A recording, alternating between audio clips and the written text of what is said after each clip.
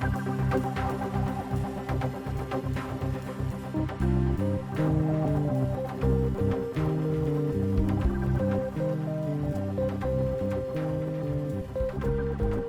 to The Growing Band Director, the podcast that dives into topics applying to all of us band directors. My name is Kyle Smith, and joining me is my friend and colleague, Jeff Smith. Together, we discuss many aspects of a school band program, including how to build your concert, jazz, and marching programs, as well as everything else we do as band directors. More importantly, we'll discuss concepts that help us all improve our own programs every day. Always remember the famous quote by Ray Kroc, "When you're green, you're growing, and when you're ripe, you rot." Let's get started.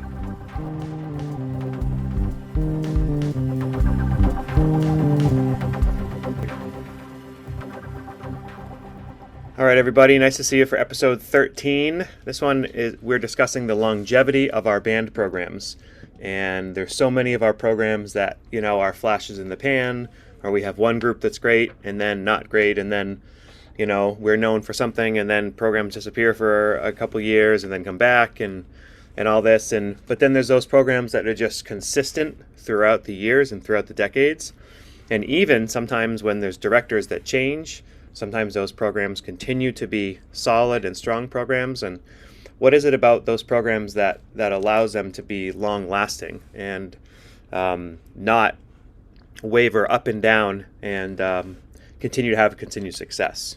So that's what we're discussing today. Good morning, Jeff. How are you? Good morning. How are you, Kyle? Very good. So I think this topic is a passion of both of ours. We really are subtitling this the Balanced Band Program. And when we talk about balance, we're mainly speaking of how, what is important in our programs, what do we focus the program on, and then what is outside of that is also good.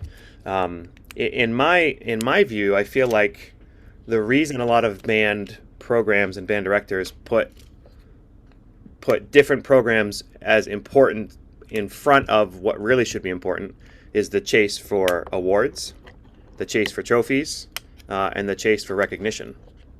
So Jeff, where do we want to start on all this? Well, I think the first thing a band director needs to do is have a vision of what they want their program to look like in 5 years, 10 years, 15 years, etc. And what do they draw upon for examples? For myself, I drew upon a lot of different things. For jazz, I always looked at Hull High School in West Hartford.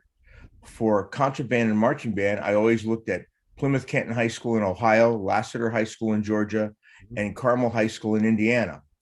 And for small ensembles, I looked at this little high school in Upper Connecticut, directed by Bruce Schmotlak. There were 250 kids in the high school. There were 195 kids in band. He had small ensembles all over the place. He had tons of kids in All-State, tons of kids playing all over the place. And I thought that was just phenomenal. And so I think you have to have a vision and you have to decide what you want. And do you start from the top down? And what is the top, elementary or high school? Or do you stop from the bottom up? Once again, which is elementary or high school? And I think a good program has to be one that feeds itself. And I think that's where people have to look at how is the overall program constructed so it can lead to that balanced program. Well, let's start at the high school level and work our way backward. Right. So what do you think is the foundation of the entire high school band program? The foundation of the entire high school program must be the concert band program, whether you call it wind ensemble, wind symphony, what have you. And I believe that within that has to be the focus of the development of the individual students through the concert band program. So I was listening to a podcast recently, and they were talking about how the curriculum of your program is not the music that you're playing at concerts, and it's not even the book that you use, but the core curriculum is actually what do you need each instrument to know? What do you need each kid to learn? So take, for example, a clarinet player. Could you write down for your program, what do you want your clarinet players to be able to do, right? What skills should they be able to do and have? And then how are you going to get them there? Through supplemental techniques or through books. But ideally, having them learn it actually outside of the band repertoire and then using it in the band repertoire. So I would urge people to think about that, go through every instrument and write down what do you want them to be able to do, what do you want them to know, and then it's your job to devise ways and curriculum for them to be able to do that, whether that be handouts or method books. Well, that's what my district did. We devised it based on instrument, based on grade level, and based on performance level. But the example we used was from the West Hartford Public Schools, where they have such a concise curriculum of the expectations of every student from grade 12 through grade 4, to the point where it's almost a weekly curriculum of where they expect the students to be. A little too constrictive, in my opinion, because every child doesn't develop at the same rate of speed, but it did give the teachers a very clear guide of where to go and how to get the kids to there. And we can't dispute the fact of them having put out very fine musicians over the years. But also, I think we have to make it so that kids are lifelong learners of music, that they want to keep being involved in music, whether as a performer, as a listener, or as a patron, what have you. So an example of that, if you think about, I'll take my program for example, and when we're talking about key signatures, I'm a firm believer that all my students should be able to play in every key. And I try to come as close as I can to having every kid play in every key every single day, or at least every single day that we're playing. Every key, every day. I stole that from John Cooper at College of the Atlantic.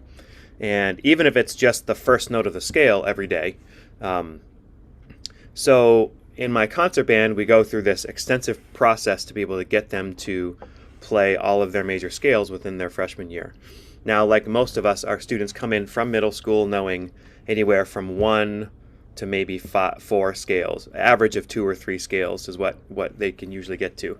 And then our job is to build all the other scales throughout their freshman year. Now, I don't know if anybody's heard this in past podcasts, but I use a grid system where we talk about note names rather than what it looks like on the paper first. And we'll go just the first note of the scale for each one of them. So we go C and then F and then B flat and then E flat. And we go all the way down the circle of fifths. And then once the kids are comfortable doing that, then we add the second note of the scale of all 12. And then the third note of the scale of all 12. And then eventually, it quickly compounds itself and exponentially moves quicker. And then by the end of the year, they can play all the scales because they're used to it. And once they have the pattern of what that scale feels like, then once they start seeing it on the paper, we do it with accidentals. So they can see the note name written over it and what it looks like. And then they see it later in the line with just the key signature. But it's almost teaching scales by rote like we do in the English language, right? We learn how to speak and then we learn how to read it. So I would much rather my kids know the key of E flat major on the trumpet and then see the 3 flats and be able to play it. Then so if our students leave there, that's one of sort of our prerequisites to going into our top group. And then when they're in our top group, obviously we go back and we review a lot and we'll work on technique more in building them within that. And usually in that group, that's when we'll start talking about the minor side of each one of those keys as well. But that's sort of a small example of what we do on the key signature side. And I urge everybody to have a plan like that for everything that they do, so that they have, when they get to their top group or their students are at the higher level, they have all this fundamental knowledge that you've instilled in them on purpose through the concert band program. Again, like you said, whether it be symphonic band or concert band or a band or a freshman band or wind ensemble or wind symphony or whatever. We did a similar thing. Yeah. Our midterm exam was on the up to 4 flats and 4 sharps in the freshman year. And then by the end of their freshman year, it was all flats, all sharps. Yep. And we kept reinforcing it every rehearsal. We had a warm-ups that we used every day that went through all the major scales. We could do our entire warm-up with lip slurs, tonguing articulation studies, and scales, get it all done in 5 minutes, and review it constantly. And every midterm, every final had them playing those scales and writing those scales. I didn't feel it was just suitable for them to just play it. They needed to be able to write it as well. I've definitely struggled with that. When I've tried to do theory, like written theory in the past, I have a hard time just dabbling with it. So I've struggled with that. But I also, in midterms, this is an idea that I've used. I took these little like 6-inch by 6-inch pieces of plywood and then made a little spinner out of it with a screw in the middle. And then as you go around, it's the chromatic scale or whatever, and there's an arrow on both sides of the stick. So then when the kid comes in for their midterm and they spin it, they always will get the tritone away. So if one side focuses on C, the other one is on F sharp. If one's on G, the other one's on D flat, and so on and so forth. And then when they come in, those are the two scales that they have to play. So it's an Well, element of chance, and it's a fun way to do it. we did it similar to you. We had three buckets. We had a bucket of sharp scales, a bucket of flatted scales, and then a bucket of scales. And a kid had to pick one, put their hand in and pick one out of each bucket. And it always worked out that they covered what I wanted to get covered. And we tested regularly on scales we had to have some testing formats within the assessment formats within the district, and that's what we used, and we worked on scales. But I think another thing that band directors, you planned out that real well. The other thing we planned out was rhythmic understanding. We had in every piece, we had a specific rhythm that we were trying to highlight to make sure that the kids knew. And I find that a lot of high school kids sort of understand compound time, but don't understand it well enough. And we started right from freshman year working on compound time. And we created a book so that we could work on that within the confines of band rehearsal and lessons. And we wrote it ourselves, a group of us from the district. And it was based on Charles Collins' book Rhythms for Jazz, but we made it classical and jazz too. And we focused very heavily on rhythm. So if you would come into a classroom and you were the band director being assessed, the assessor could say, well, what are you working on today? We're working on this key. We're working on these three rhythmical concepts, and we're working on these dynamic concepts and these articulative concepts, and showing the difference how in this song, articulation is going to be done this way, but in this song from a different period, it's going to be done this way. And from a different period, this articulation is going to be this way. And since you're talking about rhythm, I'm going to put in the PDF and the link to the show notes. Shout out to the Summit Intermediate School Bands. I actually don't have any connection with them at all. And there's a great rhythm drills book written by Jonathan Pesky. So if you listen to this, shout out to you guys. But this will be on the link as well if anybody who wants to download it and use it. It's called Rhythm Drills. And what I've been doing with our bands, especially since we had all this time on remote band and all that, coming back to brand new, we're definitely going backwards, right? And trying to build the skills wherever the kids are at. So we'll take, 2 or 3 lines a day and on these rhythm drills, and we'll do it 3 times through. We'll count the rhythm the first time, and it's a great little rhythm book they put together because it's very sequential. It moves from super easy to more complicated, and each page is pretty concise. You can tell it was written for the grade 2 level because it doesn't get super in depth. It really just hits it a few times and then moves on. And so we'll count it the first time, whisper count it the second time, and play it the third time on a static pitch. We have not gotten to a point where we actually change notes within it, but I've noticed the students' sight reading has gotten so much better because every day we just spend 30 seconds with this rhythm drills, and now that they're used to the logical order of how we're doing it, it's so impressive that it's improved. So shout out to that group and that teacher, and that will be on the links for this if anybody wants to download that. And speaking to sight reading, what we did is we spent a lot of time teaching our counting method of counting rhythms. And every time we sight read a piece, we did it as we were, because we went to a lot of different adjudication festivals. There was always a sight reading component. So we would take a piece and my kids would say their piece with the rhythms and the repeats and the dynamics through the entire piece, so that when we got to sight reading, you'd get 5 minutes to look at a piece. We'd have 5 minutes and we'd say, okay, everybody look at it. Any questions? And then we'd go and the 1 and a 2 and 3, 4 and a 1 and a 2. And then they'd count it through that way. They wouldn't sing it, but they would talk about it. We talk about the key signatures, changes, key signatures, accidentals, all that. And we'd get through a piece, and it made it so that when we came to play the piece for the assessment, or anytime we learned a piece, it automatically turned out that we had played it once, even though we never touched our instruments on it. And the drummers would just count the rhythms, and if they had a roll, they go and guttural tongue and stuff like that. And it made sight reading so much easier. And because of our strict format of sticking to rhythms, it worked out well for us. That's great.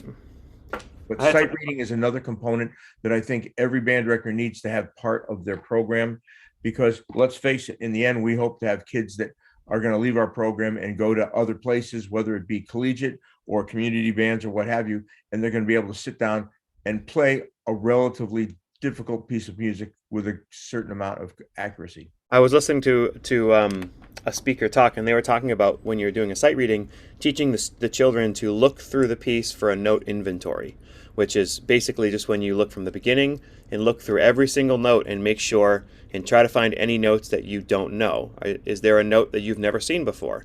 And this could be applied to any other things as well, but just having them look past the first line and actually look all the way through, and then have a chance to ask questions or ask their peers. Oh, what is the name of this note? I forget that fingering. Look it up. Just be studious about it.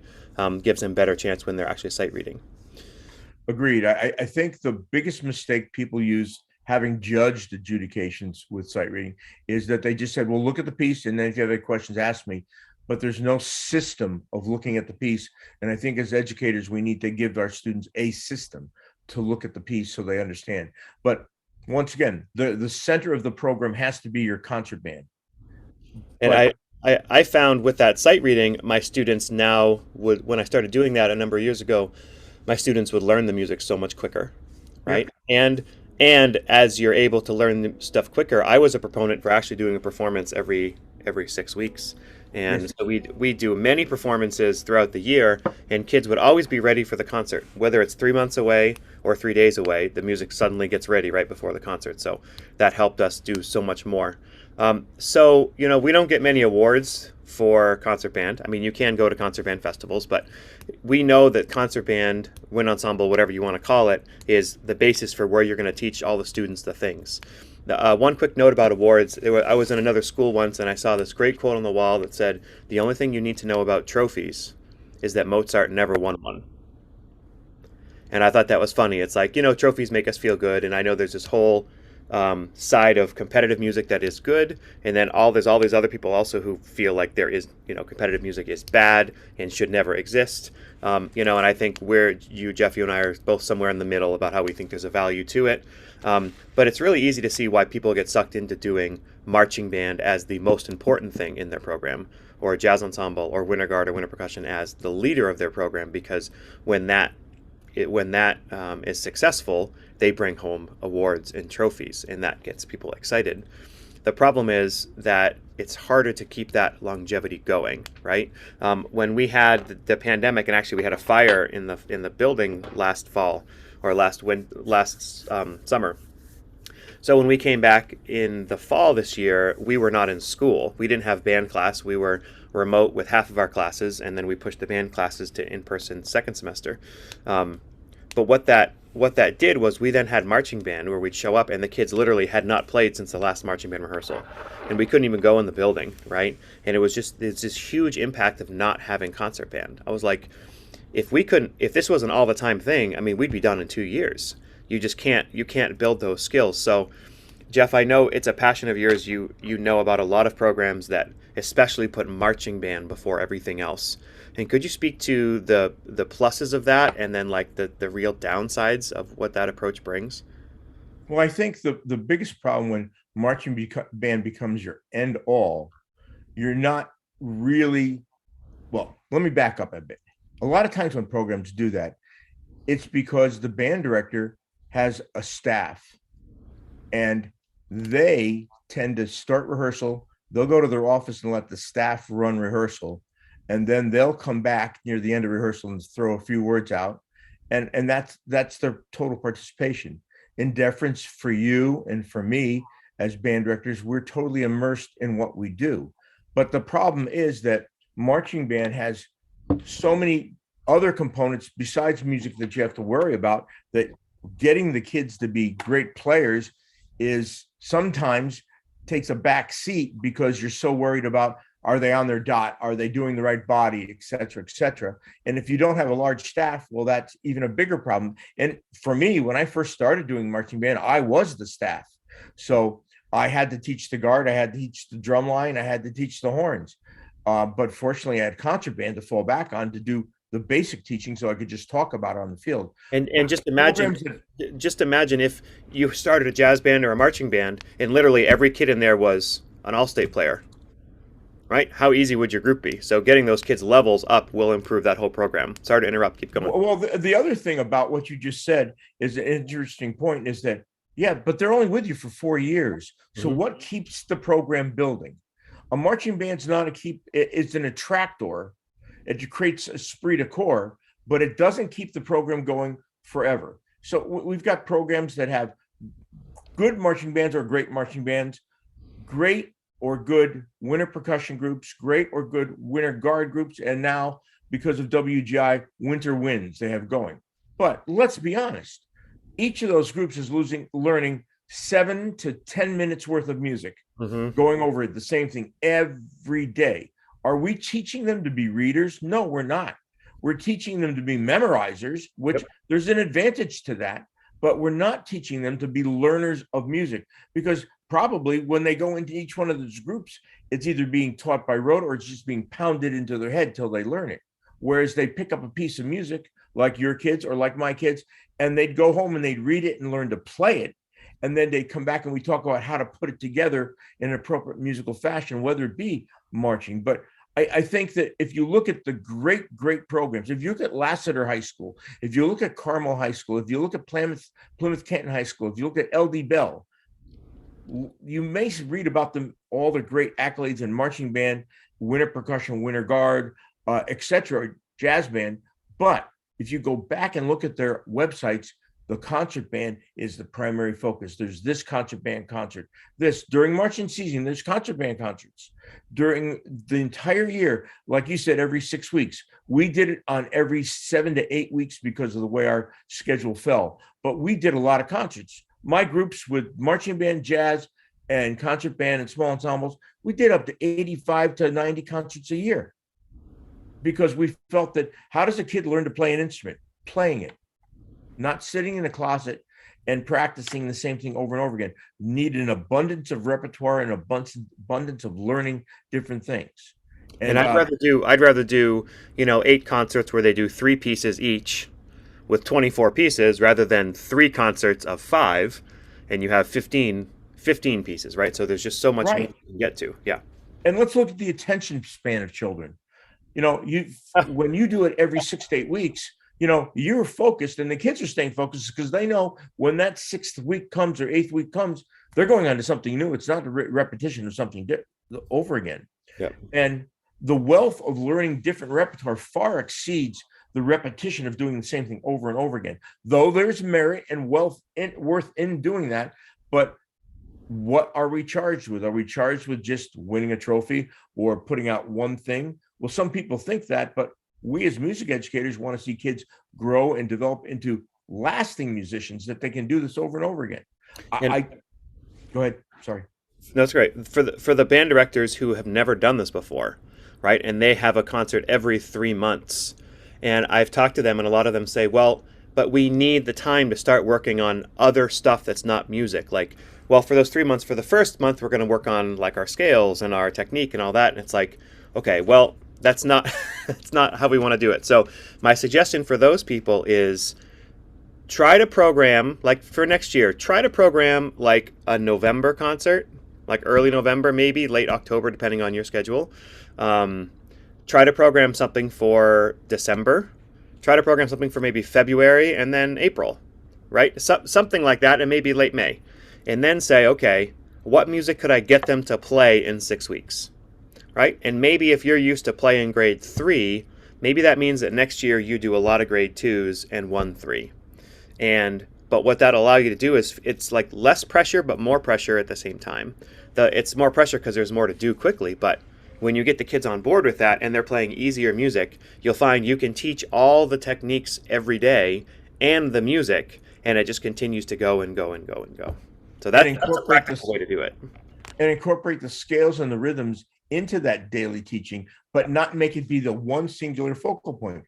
The one thing about kids is they don't want to keep doing the same thing over and over and over and over and over again for an hour.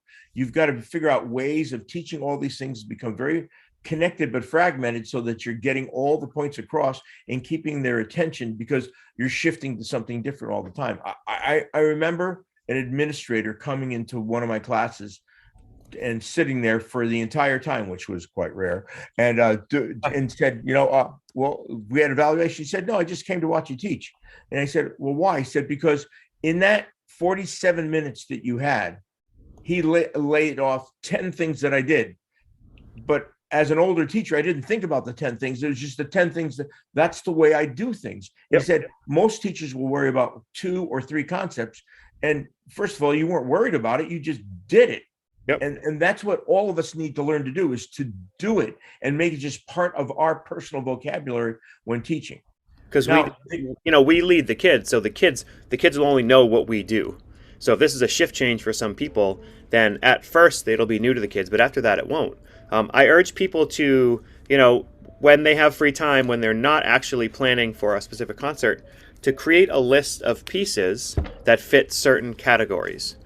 For examples, like how many cut time pieces can you write down that is of the right level for your kids to play? How many 6/8 pieces?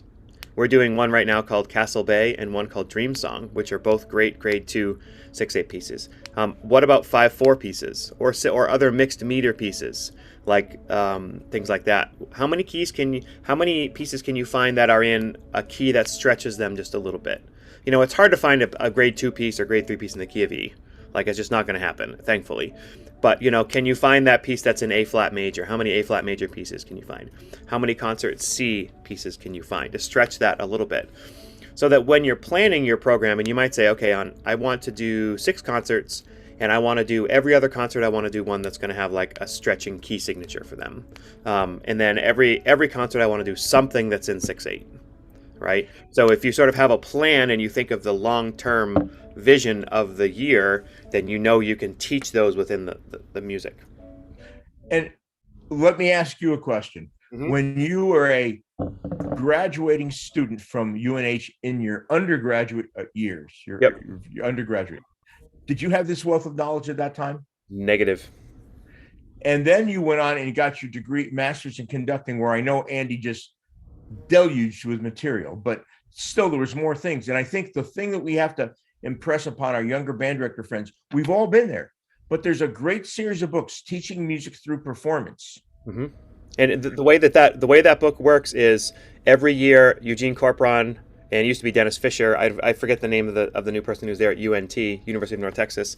They do this 12-day collegium where you can go and conduct, and you can go and be there, and you can conduct their Wind Symphony, which is made up of some other people because it's summertime. And then when everybody leaves after the 12 days, they sit down and do a recording session of all these great grade 2-3 pieces, and then they release a DVD. And I think that is still an ongoing thing. I have not checked this year, but I've done that, and that's where I met Alan McMurray and Dennis Fisher and all those people. And so that series is wonderful, and that's how that comes about. And then out of New England Conservatory, this is back from the 80s, but there's 4 books that are about band repertoire, specifically band, not orchestral transcriptions, that do the same thing. And those books were my Bible when I'm saying, okay, I've done this, I've done that, I've done this, I want something that's different. So I'd go sit there and just research, and then you'd have the CD, throw it in the machine, listen to it and say, yeah. And then you get a perusal score and say, yep, that's what I'm going to teach. Mm-hmm. And then comes the comment from some of our younger band directors, well, I don't have time to do this during the school year, right? That's what you have to do on your breaks in the summer, is do this research and just keep meticulous notes on what you want to do and slowly develop a good library. And you may inherit a school district that doesn't have a good band library. Well, there are some things that are in public domain that you can download.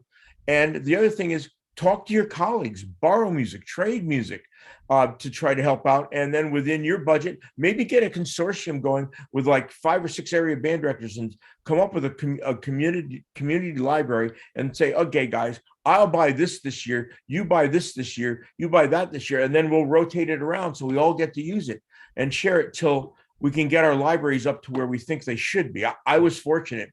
I worked in a school district I worked at first one high school in town and then the other high school in town. And we had enormous libraries that were created by guys that were from the Midwest. That was at that time the king of concert band, and I had a great concert band library and a fabulous jazz ensemble library. I agree. I was in a similar position. There's great music in our library when I got here. Most of it too hard for the students that were there then. So the issue I had over the next 10 years was buying the music that was newer, that was ready for our kids. Like we weren't playing Variations on America by Charles Ives or the Hindemith Symphony. I mean, I have it. It's right over here. I could find it for you, but we're not going to play it. So yeah, that building of the library is really important. I just looked on Pepper under 5.4, and there's hundreds and hundreds and hundreds of things. So even now, just your research can be so much easy done. You could put in 6.8 in concert band and find just 1,000 things. And everybody, a shout out to Jean Quinn. She teaches now at University of Southern Maine in a methods course, I believe, and just retired as a band director, longtime band director, and one of the good friends of my wife and I, her and her husband Rusty. And I was looking for some music recently, and I said, you know what? I'm a high school teacher, but I want to ask a middle school teacher who has done this a really long time, can you give me some pieces that really work for da-da-da-da-da? I forget if I think it was 6.8, but I don't remember. And she just sent back to me like 7 pieces I had never heard of. And I ended up using one of them, but now there's all these pieces that I know of that are great. So I've made it a point this year especially to reach out to Caitlin Ramsey at Cape Elizabeth High School, middle school, and obviously my wife, we talk all the time, but like the literature with people who are even within other grade levels, because I'm a high school teacher, but I love doing middle school band music. I just think it's great. Just like sometimes middle schools can do a high school piece depending on how it fits them. High school bands can do middle school bands music, and it works really, really well. So ask another people for help. And if I could add in also, I was very active in the Connecticut Music Educators Association. And when we'd be at regional festivals, high school festivals, or adjudication festivals, and there was nothing going on that we could participate, we as band directors would sit around and with coffee and donuts, and we'd sit there and we'd talk about repertoire and what everybody's doing. And somebody say, well, what are you doing new this year? And they'd say the name of the piece and they talk about it a little bit. And I did that for 35 years, and I can't tell you the wealth of information that I learned from my colleagues about different pieces to use. And it wouldn't be just the high school band directors room. It would be the middle school and some of the elementary school band directors. And we'd talk about all encompassing literature that would help the kids. And that helped us all get our concert band programs going. And then we'd always talk about marching band and jazz band. And, we had some friends that were just totally focused on marching band and the marching arts. And we'd always say, well, how have you done this piece? And no. And I said, well, maybe it'd be time to look at that. But then we also had the groups that were just totally focused on jazz band. And they'd have good jazz groups. But the problem was that it didn't service the multitude of kids that they could service. Now, my program in particular had 3 jazz ensembles at 3 different levels. And we did a lot. We did the Clark Terry, we did the NAJE, we did the Berkeley and all that stuff. And we did lots of performances in town covering lots of repertoire. And that was what we thought. But it wasn't the focal point of the program. Mm-hmm. The focal point of the program was the concert band. And from that concert band came the jazz. So then comes the problem. And that is, we made a rule that for you to be in any group within the instrumental music program of our town, you had to be a member of the concert band program, with the exception of the jazz piano player, the bass player, and the guitar player, because we didn't want kids to start specializing in high school. It's too soon. Yep. And, I have colleagues who've said, well, I specialize and my kids specialize in jazz and they're going out and play jazz. Okay. So if they decide to continue to play and you ask them to play Haydn trumpet concerto, how are they going to do? And well, if you ever ask an athlete, I guess might be a bad comparison, but people who are just into general fitness, they don't just play tennis. Right. They don't just play football. They don't just run. They don't just lift weights. They try to do all of it. Now, they have specific areas of focus. Now, when you get to a certain level, if you want to be Kobe Bryant, then yes, you're in the gym, 10 hours a day just doing basketball, right? And lifting weights on top of that. But you're right. It's definitely too young. Right. And I think the other thing that's important is to get kids to experience small ensembles, mm-hmm. where they learn that there isn't another person of their like instrument sitting next to them playing, but they're playing with, if like a woodwind quintet, they're playing with the oboe player, the flute player, the French horn player, the bassoon player, the clarinet player. And it's their responsibility to have their part learned and know the other people's parts. And they learn much more about playing, about one another, about intonation, blend, balance, etc. Same thing with In a percussion. practical sense, as somebody who's had to do this a lot, here's two things that help me a lot. One, there's the first time I do this, I always let kids go in groups of two, three, or four with their best friends. I just because I want them to look forward to doing it. Now, sometimes they're a little less productive, a little bit, but these kids in a room without you, as it is, they're going to be a little bit less productive. So if their goal is to be able to play this piece with their friends and they're one on a part, to me, it's a win. And then from there, you could slowly ramp up okay, who goes with what and all that. A trick one time, I had a trumpet quartet that was kind of like, they were like not interested in doing it, but they were doing it, and they were playing a lyrical piece, and there was all these things that they couldn't do well, but they thought it was easy and they were done. To motivate them, I gave all four of them flugelhorns, and you would have thought they were in the Portland Symphony. Like, oh my gosh, I get to play a flugelhorn, and they thought it was the coolest thing ever. So sometimes, like a little tweak to it can get it to be really exciting. And then secondly, literature. I assume people are aware of this now. You know, when I started teaching about 20 years ago, it was all, Canadian brass books and the Voxman books and all these things that were very instrument specific and amazing literature. Those still exist and should be used. But in most band programs, if you take trios for all, quartets for all, and there's there's every publisher has these flexible instrumentations where it's 2 parts, 3 parts, and you can one year I spent like $900 on just like chamber books, because I'm like, you know what, for next year I've chosen what I want to do. We have enough music here. I'm not going to buy anything this year. I'm going to invest in the chamber books, and now I have 3 feet tall worth of all this chamber music that kids can choose from classical to jazz to pop music, to Broadway music, to everything. So the famous ones that I've used the most are trios for all and quartets for all. I forget the publisher on that, but every publisher has them, and they're front and center every time you go to a display booth and online. And that's a really great way to get them into chamber music. I know I'm talking a lot here, but one of my good friends, Al Yezwe, who passed away 11 years ago now, was a chief judge at Maine Band Directors Association and passed away pretty suddenly. He always insisted that the chamber ensembles were really the center of the whole program, that the concert band was, but even within there, the chamber ensembles, because when the kids are playing one on a part, that's really the most important thing. And I think at the middle school level, and even the elementary school level, sometimes, if you can write music that's simple enough, that at that level they can do it. Like having 6th graders, 4 kids, and they're all playing a different part. Like, I don't care how easy it is, that's an amazing skill to do. And even if it's not the level you want it to be, or the music is super, super, super simple, I mean, start with playing their 6-note scale, but in a round, so they're all responsible for their own part. Something simple like that, where from a young age they're involved in chamber music, to the best of your ability, at least once a year. And that just, that gives every kid the reason to be like, no, I can't hide. I do have to play out. I have to be able to cover my part. And then when you come into concert band, it's like, every kid's going to be able to know what it's like to cover their own part. In theory, that's supposed to work. When I taught middle school, we started band in middle school at the district I taught in. And we did a concert. We started the kids in the fall, and we did a concert in early November of all the beginners.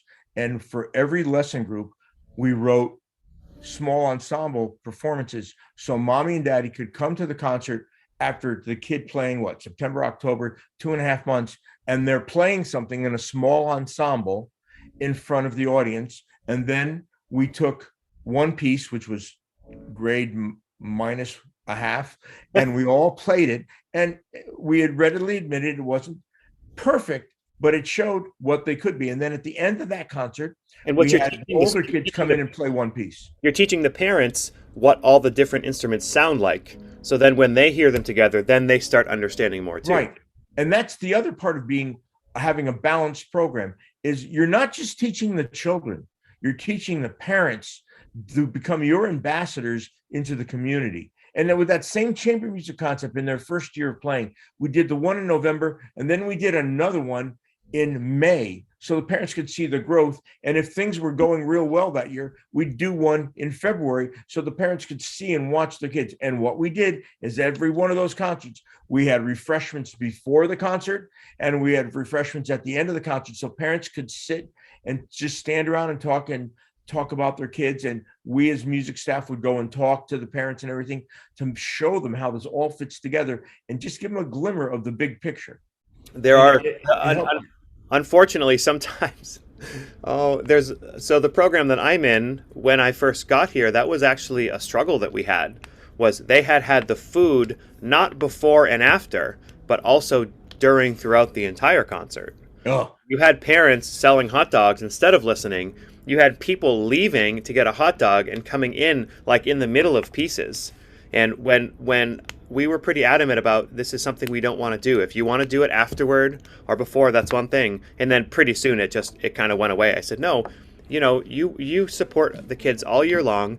You don't have to sell hot dogs on the concert. Why don't you just come and sit and watch your kid perform? And then it's going to be done. And they're like, yeah, but we're going to make another $50. It's like, yeah, but how about you just enjoy what your kids are doing? yeah. We never sold anything. We just had the coffee, tea, milk, juice, whatever, donuts and pastries. And then we put it right up against the stage in the front. And then when it was time to start, we said, okay, we're done with food now. And then we talked music for 45 minutes, maybe tops. And then at the end, I said, now you're welcome to come on up. And we brought the kids down and the kids had some treats and the kids and parents just mulled together. But yeah, you're right. And not everything as a band director has to be a fundraiser. Yeah. I wrote something down that I want to just circle back to.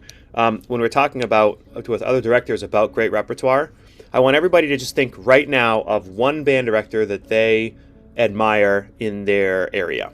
Somebody they're friends with that they think they have a good program and they respect that person. And then a simple thing you can do, rather than getting together, because that's really hard a lot of times, is just send that person a message and just say, hey, can you tell me what are some of your favorite pieces right now? Right? And I'll bet you there's going to be pieces there that you really have never heard of. And just write those down and listen to them. Try to picture your kids with those pieces. And then if you get one out of it, then it's worth it. And then maybe suggest them, hey, here are like 5 or 6 of my favorites right now. And if you like doing that, pick another friend. If you're a band director and happen to have 2 friends, then pick somebody else and send the same message. Or make a group chat and be like, hey guys, I want to start talking band rep. Whenever we think about a piece, just throw it on here so we can all learn about it. Right? And that in our new modern age of technology is a way to do that as well. And a shout out to 5/4. I know we talked about Ruckus by Randall Standridge the other day. That's a very cool piece. The old I don't mean old because I'm going to make you feel bad here, Jeff, but the standard 5/4 the standard 5/4 piece for so many years was Cajun Folk Songs by Frank DeKelly, which is a great piece of music, and I've done it before, but the issue is, again, there's not a lot of percussion in there, so I have not been able to do it in a long time because there just isn't enough for the kids to play. If I could choose how many kids were in the group and then select it, then I would do it over and over again. There is a new piece that I fell in love with about 8 or 9 years ago, and this is classic about listening to groups outside of your ability level, above and below.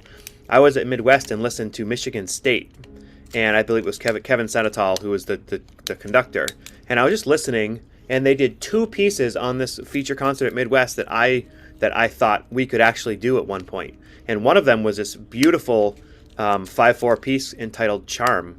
If anybody's never heard of the piece Charm by Kevin Putz, it's just amazing. There's plenty of percussion writing, and except for 4 squirrely measures, it's really one of the best teaching pieces I've ever taught, I've ever had the chance to do with audience engagement as well, and it's in 5/4. I've done some other 5/4 pieces that tend to get a little on the cheesy side, but that's definitely a really great concert work for anybody who's looking at the grade. I guess it would be an easy grade 4 piece. So, Ruckus is definitely a little bit easier than that, and there are other great 5/4 pieces, but I wanted to make sure I mentioned that one because Charm is just a great piece. Yeah, and I think just sharing pieces like Blue and the Green music, Sam Hazel. Blue and Green music, yep. Great piece. I'm doing it with my the community band that I teach. because we're doing a concert based on art and the relationship of art to music. Art in the Park, another great piece by Sheldon. Sheldon, yeah, Bob Yep. Sheldon. And there's tons of stuff out there, and the Art in the Park might be a little high end, but Yep. it is what it is. But I think on the balanced band, if you have your concert band as your primary focal point, and think of it as a wheel, and from that wheel comes small ensembles, solos, lessons. We got to talk for a second about lessons if we get a chance. Yeah. Jazz ensemble, marching band, winter guard, winter percussion. But without the concert band, you have nothing. Because And many times staff members say, well, why can't this be a bigger deal? Why do you want to make this whatever activity? Like, why do you want to kind of keep it in its place? Because we can flourish and it can do so much more. It's like, yes, but if at any point any of those comes in front of the learning and the teaching for the kids and for you, then it's only a matter of time until the program is going to spiral down. Well, I'll give you an example without mentioning names. In where I came from, there was this school district. They had a phenomenal concert band, and then they started doing winter guard, and then the winter guard caught on, and then they had an elementary winter guard, a middle school winter guard, and 2 high school winter guards. And a lot of the kids in the winter guard were also instrumentalists. So as we watched the winter guard program increase and increase, we also saw at the same time that the concert band program was decreasing and decreasing and decreasing, because on the high school level, the parents found out, well, my kid can do winter guard after school hours and travel all these places and get all these trophies and take another academic course during the day. And that's where I think as band directors, we have to sell our program that during the day program, that course is why you have those programs, right? Not the opposite of that. And we have to be careful of that. Same thing, I think that happens all the time with marching band and all the time with jazz band. I know in Connecticut, from when I was I taught in Connecticut for 40 years and 35 in the public schools. And I watched marching band programs get bigger and bigger and bigger. And then all of a sudden, band directors decided, I don't want to do that anymore. So the number of marching bands diminished. It's like you and I have talked about how one time in Maine, there were so many marching bands, you didn't know where to turn. And they diminished to a decent number. And they just stopped doing marching band totally. Well, I think that's a mistake too. I think there needs to be a balance, because you're going to find kids that from the marching side do concert band. You got some kids who do jazz band, but because they want to be in jazz band, they do concert band. They want to do winter percussion, but they do concert band. And if you use that as your focal point, as your hub, you can have everything and still have that wonderful concert band program. Because if they want to do any of those things, they have to be able to play with a good sound. They have to listen to people. They have to be able to use their tongue and their fingers. They have to be able to play in key signatures and recognize dynamics, like all the things that you teach. Then you get into those groups and it's like, okay, let's remember to play with good sound. And then they know what that means. You don't have to try to teach it. Well, I'm going to use you as an example. We were at a staff meeting at your house preparing for marching band season. And we were talking about one of our loved percussion instructors who's taking a break for a while. And he said, when I first came here, I'd go to the kids, yada, yada, yada, and they'd go, yada, yada, and we'd teach right by rote back and forth. But he said, as he worked with you, the percussionists could read because they were learning to read in concert band. Yeah. So he wasn't having to teach by rote. And he was teaching twice as much music because they were reading it, not learning it by rote, and could work on other things than, okay, that's a rhythm cue. You got to get that right. That's Swiss Army triplet. You got to get that right. You were able to say, okay, here's what it looks like, and learn how to play because they could read music, not have it forced down their throats. Yep. And that was a tribute to you, and it was a tribute to him because he recognized that, these kids are good, and that's because the concert band program made them good. Mm-hmm. Yep. And the other thing that I think I see you do it, I did it. You have your year sort of in seasons. There's marching band season. There's concert band goes on all the time, but there's concert band seasons. There's jazz season. There's winter guard season. There's winter percussion season. And I think that's the healthy way to do it, being mindful that the concert band is the constant thread that's Yep. going on the entire time during those seasons. I will make a note that I a number of years ago, our jazz band season is definitely a jazz band season, but in the fall and in the spring we do meet once a week for more casual performances. Because I just found, this is not a jazz band episode, and we will have some of those coming up soon, so stay tuned for those. But like when you have to swing in jazz band, I don't care what age you're at, it doesn't just happen. It's something that's developmental that you have to work on and be taught how to do it. So I'd much rather kids play 20 jazz band pieces than 3. So I found that if we play all year long in a very casual way and then kind of focus more on the jazz season, things are easier. Bass players and drummers are used to hearing each other.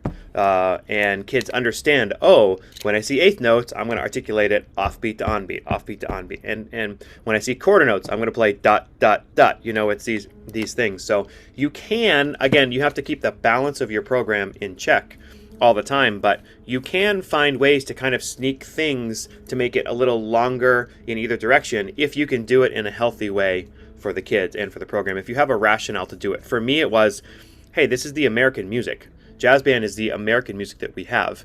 I want my kids to study it more and be more well-versed and be more educated in it. So we're going to extend it a little bit, and I'm going to do it within the schedule that they can do. We don't do jazz music in concert band. I almost never try to get my concert band to swing.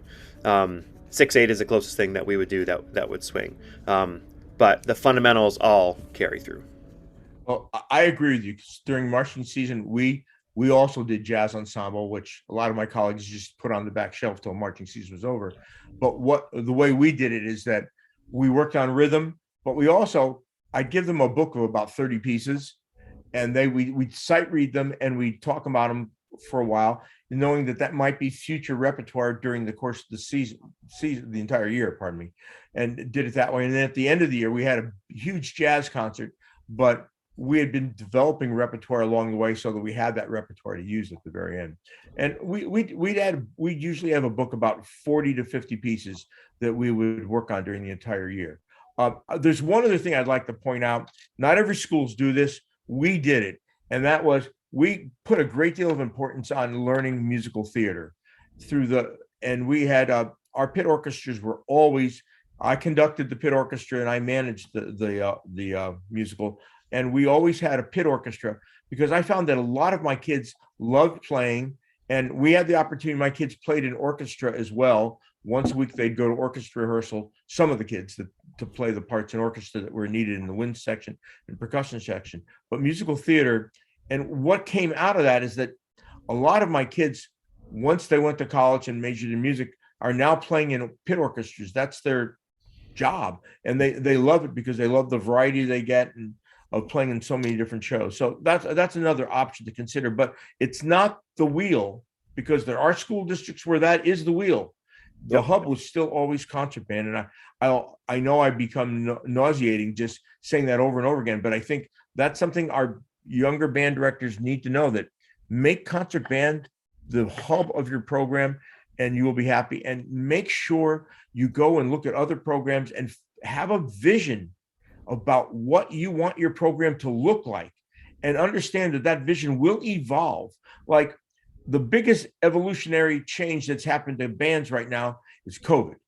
Look at how we've evolved around COVID and how we're going to evolve in the next 3 or 4 years. Last year was probably one of our better years because our seniors were pre-COVID. Mm-hmm. But in the next 2 years, we're going to have kids that were without true structural band for 2 years, I think it is. Yep. And that we're going to have to learn to evolve to get through that and move forward and rebuild our programs. And that goes on with everything. And evolving is not bad. It's just what they do. And, I'll give 2 quick adages and then I'll be quiet. When I first started teaching in 1975, my mentor and the high school band director, who I fed from my middle school, said to me, band directors make their own problems. And he didn't mean that negatively. He meant it that a band director's vision creates what their problems are. And my response to him, being the wise guy, 20-year-old, saying is, well, without problems, there'll be no growth. But in reality, the problems are what make us grow, because it makes us sit down and make a decision about what we can do, what we should do, and why. And the why is important because we have to justify that to ourselves, to our families, and to our colleagues. And if you start with the why and always make sure that what you're doing feeds that why, then you know you can be happy and healthy and keep that program going forever, or as long as you Right. can at least. Well, yeah. And I remember I had a methods teacher back in the late 60s, early 70s, and she said, band directors should never stay in a school district for more than 5 years. They need to move on. They just get too complacent. And I used to argue with her all the time. And I said to her, it's the band director that stays in the same place more than 5 years who and keeps the program moving forward that has it harder because they have to reinvent the wheel and come up with new bags of tricks to keep the children engaged and want to stay in the programs. And yes, there are some band directors that stay at the cocktail party too long and should have left.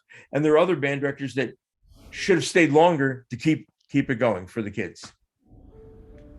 I know cocktail party wasn't the right thing to use, but that was an adage my former supervisor used to use all the time. I apologize. That's awesome. That's awesome.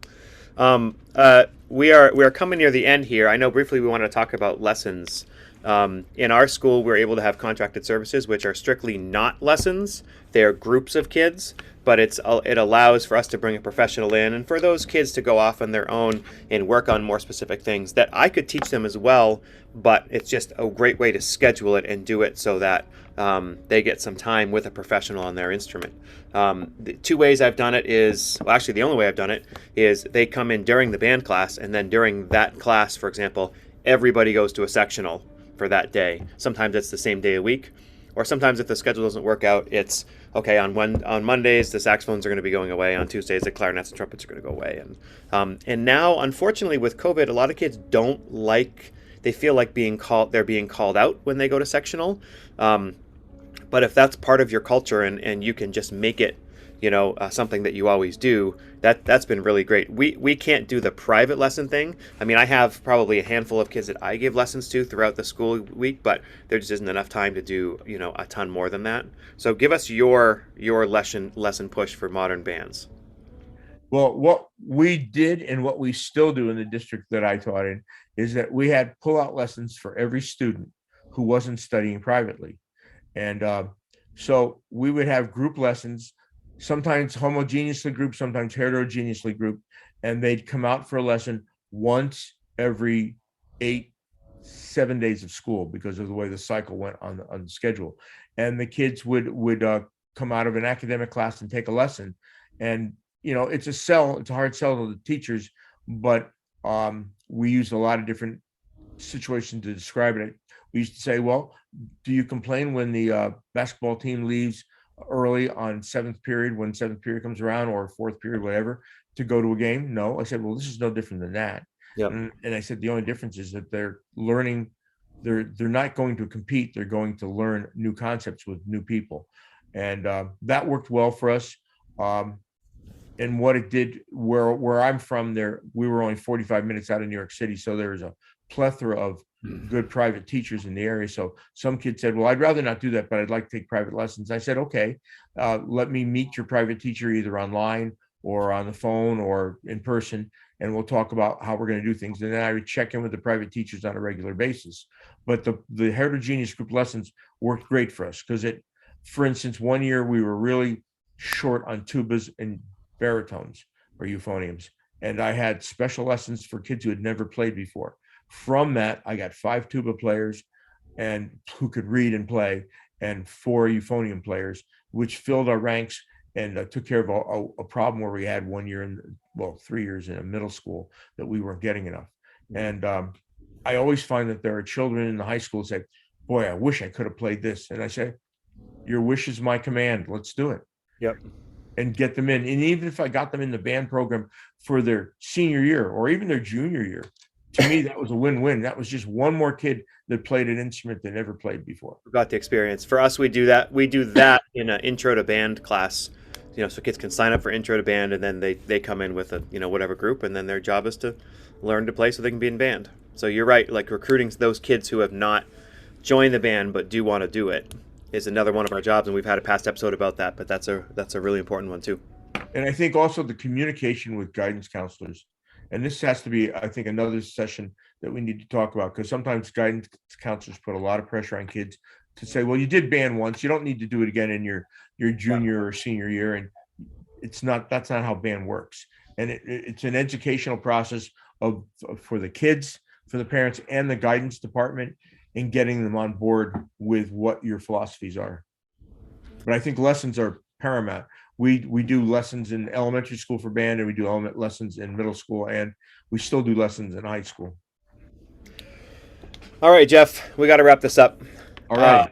It's been a great talk. Everybody, our next one coming up, I'm really looking forward to. It's sort of a one-of-a-kind episode that's going to be coming out next week, so I hope you guys check that out. Again, please share with your friends, and keep fighting the good fight. See you later, Jeff. Take care. Have fun. Thank you for listening to the Growing Band Director podcast. If you enjoyed this episode, don't forget to subscribe. And if you want to help spread the word, please give us a 5-star review and tell your band director friends to subscribe too. We're available on Apple Podcasts, Spotify, our YouTube channel, and wherever you listen to podcasts. Also, if you have the time, we highly recommend the After Sectionals podcast for more great listening. Thank you for listening to the Growing Band Director. See you next week.